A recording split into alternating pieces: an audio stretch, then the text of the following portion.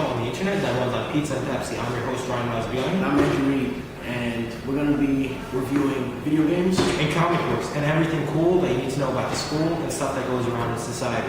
Well, my specialty will be comic books. I'll be reviewing all sorts of comics, Marvel, DC, and we'll also be taking requests to be able to check it out. I'll be reviewing video games from Assassin's Creed or first-person shooters such as Modern Warfare.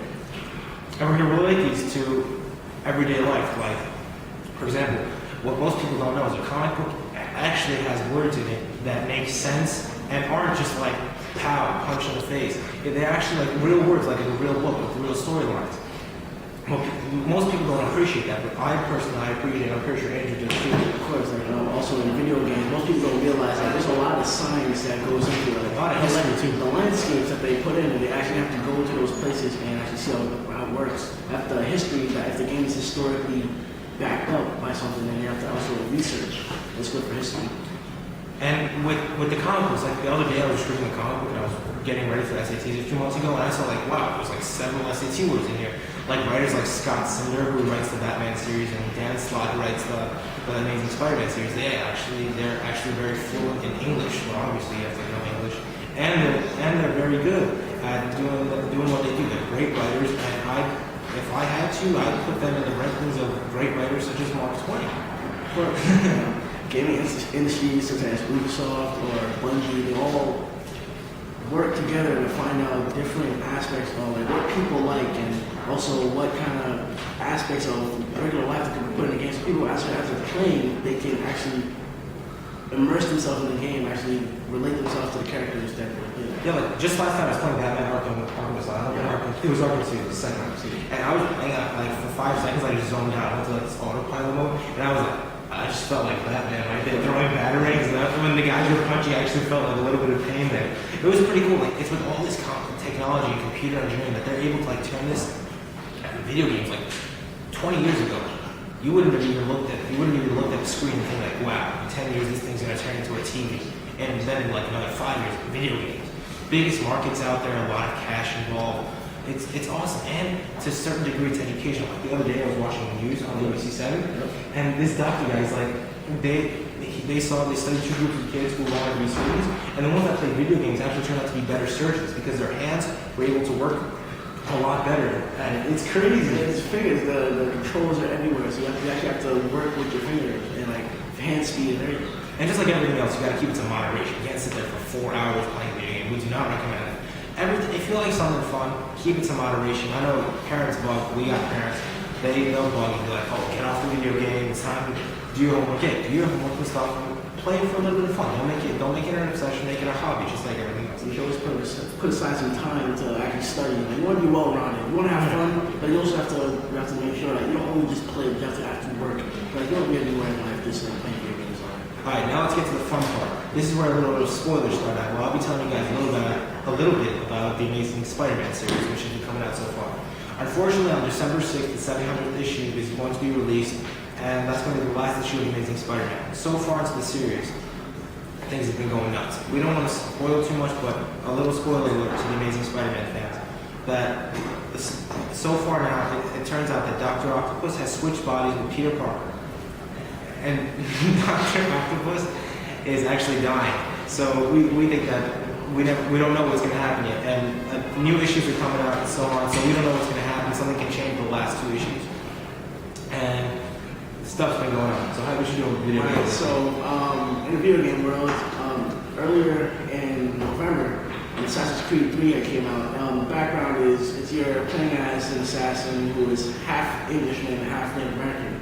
And the whole story revolves around the American Revolution. You meet historical people like George Washington, Sam Adams, and you meet Paul Revere. And you go around town with him, and you try to warn people. Paul Revere? Yeah, Paul Revere. That's crazy. And you actually go around town and actually, British is coming.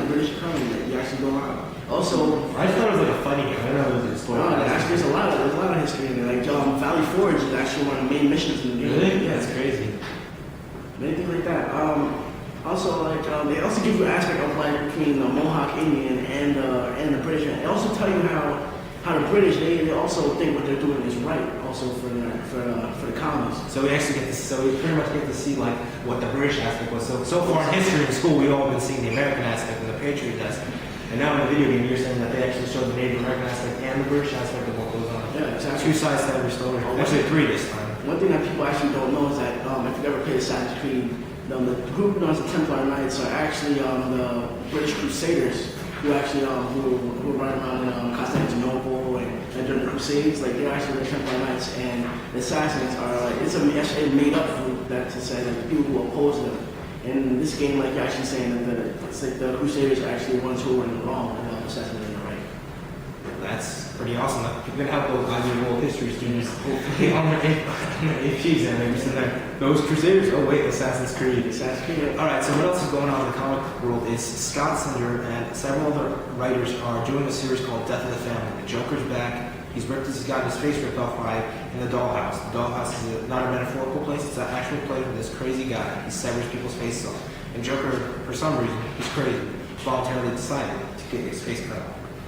And as of now, so far, he's kidnapped Alfred, which is Bruce Wayne's butler. As of now, we don't know if the Joker actually knows that Bruce Wayne is Batman.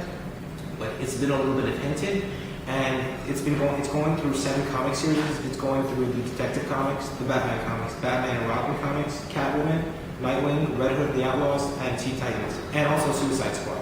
Man, it's a lot of Batman. That's actually 8. Yeah, it's a lot. And they're pretty interesting. I would highly recommend them to get them on their release date because they've been selling out like crazy. Like for example, the Batman one, Batman 13. I didn't think it was gonna be a big deal. I go to the comic shop and the guy goes, "Sorry, we're out." And I go there around 12 o'clock, which is like an hour after they open up. So I end up getting it from Amazon for $11 instead of the $4.99, the $3.99 retail. All right.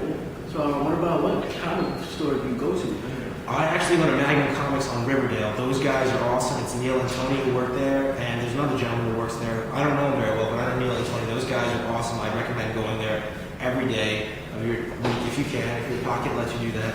And just buy your comics from there. Go support your local businesses. That's what America's all about, local businesses. All right, back to the video game world. I only know that Halo 4 came out. It's not created by Bungie anymore. It's now made by 343 Studios. Yes. I thought it was still Bungie. No. The graphics are it's on another level from Halo 3. And I saw the preview for it. I heard it's amazing, this game. The online gameplay, it reminds me a lot of Halo 3 and Halo Reach gameplay. It said they had both aspects into it. Yeah, exactly. You're able to use the weapons from new enemies as well as from the Covenant. Oh, finally. It's really from the Covenant that you also fight. Wait, so this is the 4th game? This is the 4th Halo that's following the story of Master Chief. Oh, there have been a bunch of other Halos like Halo Reach and Halo 3 ODST where they show you like other people away from Halo Chief, the Master Chief that I'm doing. Let's not give away too much. Yeah. I'm pretty sure not that many people have actually purchased Halo 4 and played it. Assassin's Creed, I'm pretty sure there's a lot of people going, and this guy's actually in the midst of destroying the game. Anytime I can play it, I would play it. I think I'm not going to give away too much of the story, but the graphics, you actually have to play. The controls are exactly the same as Halo 3, nothing different. The guns, everything's a whole much better, so much better. And that's it for us today, folks, and I just wanted to say thank you very much for watching, and I wanted to thank our 2 video guys, Scott Diaz, Michael Cabrera, and our security guard, Shadi, and Mr. K for helping us with everything. That's all, folks. See you guys next week.